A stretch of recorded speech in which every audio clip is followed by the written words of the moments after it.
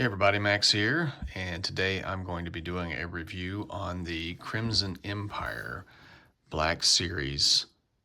It says Carnor Jax, that's not the character's name. The character's name is actually Kanos, and this is a character from the expanded universe.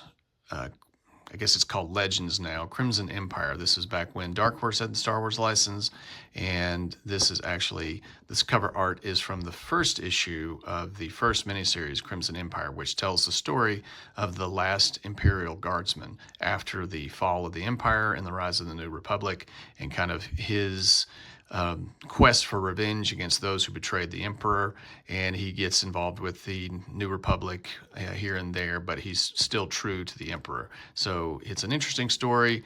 3 miniseries, really great read. If you ever get a chance to track it down, either digitally or in maybe, I think it's in an Epic collection. There's a hardcover, but it's out of print, but really good read if you can find it. I picked this guy up for $10 at Second Chance Toys in Marietta, Georgia. So if you ever get a chance to swing by there, do so. You won't be disappointed. This is kind of funny. This is originally, you can tell that's a sticker from the, I think that's GameStop. And right here, I don't know if you can see it, but they knew what the real character's name was. This is a misprint. Carnor Jax is actually the villain, and the hero's name is Kanos, and whoever made this sticker up knew that and got it right and put it on the bottom. But this is the original price. I guess they were just trying to move it, so it was $10. I just really couldn't say no to that. And box art's really cool. This came out in 2021, so it's been kicking around for that long. And this cover art here is the cover of the last issue of the last miniseries. There were 3 6-issue miniseries, and so you got the first cover and the last cover, and I think that's kind of cool that they did that. So here's the figure. Typical articulation for a Black series. The helmet is a little different than what is depicted in the storyline, but I really enjoy the story, so I just had to get this figure, so I couldn't pass up a $10 figure. So gonna get him out and we're gonna talk about it, so stick around. Okay, so here he is out of the package. This is Kanos, not Carnor Jax, and he has kind of the standard, this is probably a 4 or 5 year old figure.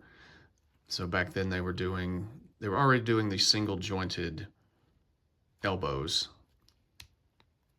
but they were still doing double jointed knees, but with pins. And so you have that kind of articulation for this figure. On a whole, I think he looks like an Imperial Guardsman. He, for the most part, captures the look of the character from the comic. However, I wish they had molded this helmet instead of using this helmet, because there is practically no articulation at all on this guy.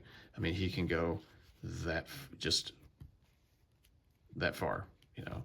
But the good news is he has a really good waist swivel. So the diaphragm joint is pretty good. In typical diaphragm fashion, it seems like you can, instead of doing an ab crunch and breaking up the sculpt, they go with this, and so it looks more accurate to the figure, or to the character, but he only goes up forward about that far, and he goes back farther than his spine would probably allow. But unless he's just very, very flexible, and maybe in the Imperial military, they have some like crazy flexibility training or something like that. So stiff joints, pretty good. I like that. Let me get his blade. So before I do that, so he comes with this tiny little blaster, kind of similar to the Biker Scout. This may be the exact same thing as the Biker Scout, and which is fine. I don't recall. I never had this figure originally, so I don't know if he came out of the blaster, the original figure from Return of the Jedi, but he goes into the holster. This holster is pretty cheap. It does not retain this blaster very well. And in the package, it actually came with a little clear rubber band that wraps around it to keep it from falling out. So they knew. They knew when they designed it. They knew when they manufactured it. That blaster ain't staying in there. So I will probably not display him much with the blaster anyway, because this is his traditional weapon, and I'll probably use some handy tack and just kind of stick it in there to keep it in there forever. So let me get his. Now this is a vibro blade. So the Imperial Guardsmen were not allowed to use lightsabers because they weren't Force users. So, but they had the next best thing, which was this vibro blade. So this thing would vibrate very fast and would allow it to cut through practically anything. So it wasn't as good as a lightsaber, but stand up, man, on your feet, soldier. But it was the next best thing, and it was really cool. It actually telescopes in the comic, so he carries around just the hilt, and similar to, and I think this is actually before, yeah, this came out in like 97, 98. So this was before episode 1 when we saw the double-bladed lightsaber with Darth Maul. So they would spring out, these blades would spring out of either end. And I think he might have been able to do one at a time, but typically he would. So anyway, I always thought it was a very cool weapon. Definitely liked it. Very original. And so they got that right. And it's actually, it's flexible, but not flimsy. So the hilt is actually, the handle is it's got a little give to it, but it's pretty solid. It feels solid. I like it. It's going to last. And so I'm happy about that. What I'm not happy about is these shoulders. Oh, well, okay, so here I am. Initially, I couldn't get them up that far. So here I am doing it again. So you can get almost a T-pose. So I guess I am happy with the shoulders. Not happy with the head. And the diaphragm cut, good rotation and pretty good side to side, much better than that Lando figure that I just reviewed. So they did that really well. Paint looks really good. Of course, there's the difference. You can see the difference in color. Crimson, but this is crimson plastic. Oh, there's a little rub on the chest plate. Oh well, I'll just call it battle damage. But it is what it is. It doesn't really bother me. I think they got the folds of the sleeves. Those look good. Again, you can go right at 90 degrees for the elbow joint. Just wish it was better, because he's any character that holds a weapon like a sword, like a lightsaber, or anything like that, a bladed weapon, they need to be able to carry it with both hands, and it just, I don't know, it just doesn't look right. It's awkward, and I'm not crazy about these hands either. And I guess this is a throwback. Maybe this is a reuse of an Imperial Guardsman. I know, if I can recall correctly, that's how they held it. The original figure, they always had this finger extended, and you could slide this kind of staff weapon into their hand like that. But it doesn't fit for a guy like this, for a weapon like this. So I may try and heat these up and fold them in and see if they'll stay, so that, it will grip the weapon. I showed you that, but I just wish they looked a little better, instead of this kind of weird on the left hand, and then, so it's not a trigger finger hand, but this is like a double trigger finger hand. But vertical hinge, which is actually pretty good. You get a good range of motion. So can't complain about that.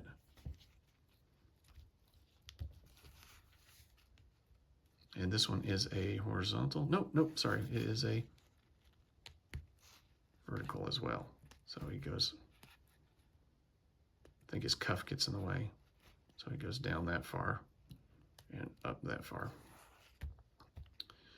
But it is what it is. Good texture all around. The legs look good. I definitely like the look of the shin guards.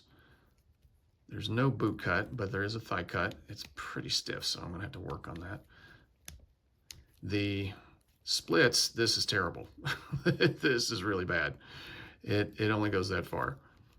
Kicks up that far. no drop down because I don't think Black Series does that, which is fine by me.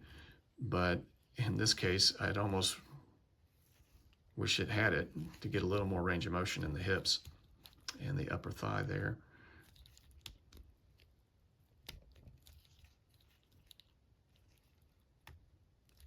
Again, the colors are a little off because of the plastic and the difference between the color of plastic and the style of plastic and the paint. Pretty good. They actually, the back looks pretty good. Didn't skimp on the detail on the back. A little wobble there, but not that big of a deal. And now we come to the cape. Now, this is kind of like what I was hoping the Lando, the original Lando figure that I just reviewed would look like. Not red and purple, but something like this. This is what I was kind of imagining. Like the old Superpowers figures that had capes, like Superman, Batman, they had a little piece that would clasp onto their neck and snap into place. I would have been fine with that. This one feels almost double layered because you have this really reflective purple on the inside, which you can see from the picture here. Hopefully that shows up. And then bright red, and it's very long, very wide. I mean, you can cover them practically like you see them in the picture. It won't stay. You may have to rig something to get it to stay if you wanted to display him like that. But for the most part, it would be awesome. Of course, they weren't doing this back then, but a wired cape, that would be really cool for this character. So you can't remove the helmet.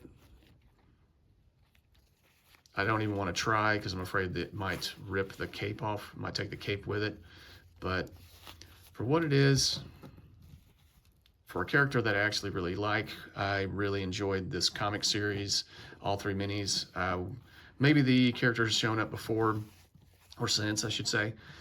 The Crimson Empire 3. If you ever get a chance to read it, highly recommend it. You won't be disappointed. It was during the Dark Horse years, and I really love the Dark Horse years of Star Wars. They just did a great job with the franchise. And so yeah, I don't think I'm missing anything. So got him for $10, as I mentioned. And I probably would have paid more. I mean, the original price was $24.99. But because of other figure lines having better articulation, and the Black Series scale is a little on the short side. It might technically be 112, but it's probably more like, 111. Oh, not 111, maybe 110, 113. I don't know. Sorry, I'm blanking out on my scales here, but it seems it might still be in that 112 scale, that 6-inch scale, but it seems like on average, most of the figures are about 5.5, and which is a little shorter. So, and they have different articulation. So, and a lot of times they come with fewer accessories. So it just doesn't seem worth the same amount of money. I mean, I look at G.I. Joe Classified or Valaverse or any other like military styles 112 scale figure line, and it's, I feel like I'm getting more. So anyway, if you can find this figure for $10 and you're a fan of the Crimson Empire series, you probably already have it because it's a great deal. I probably would have paid 15, or maybe I might have gone up to 20, but yeah, not 25. So $10 is a deal. The box is a little beat up, but I may save this just for the heck of it because I actually like the cover art, but I typically don't. So yeah, I'm glad I finally got this guy. I'd had my eye on him, but I just wasn't willing to pay $25, but I will pay 10. So I will give him a rating of warp factor 7. Some of that is nostalgia. Some of that is, I mean, I think they got the overall look of him right, and I dig the cape. I'm glad that they went for that. They didn't skimp on that. They could have just made it, cheap vinyl or thick, unwieldy plastic. But I do like this. On the whole, it looks like they recreated it. I wish for a better helmet. If they'd had a better helmet with more articulation, or the helmet and an unmasked head, it would have been an 8.5, without a doubt. I probably would have gone definitely higher. So, but on a whole, I'm fairly pleased with it. I'm glad to have it in the collection, and you might too. So give it a shot, and definitely, if you can find it, maybe you can find it digitally. Definitely give Crimson Empire a read. You won't be disappointed. So, all right, great talking to you. Hope you enjoyed the video, and I'll talk at you later.